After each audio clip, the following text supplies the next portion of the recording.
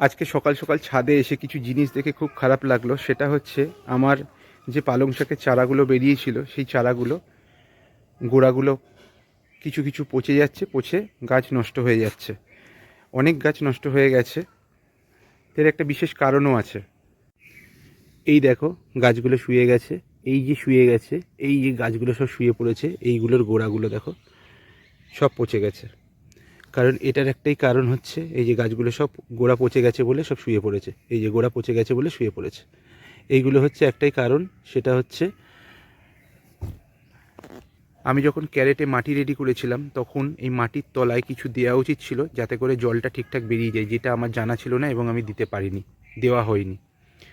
তো কিছু ভুল করে মানুষ শেখে, আজকে সেটা শিখলাম। নেক্সট টাইম থেকে এই ভুলটা আর হবে না। কি করব, এখন তো কিছু করার নেই। দেখি কটা গাছ বাঁচে।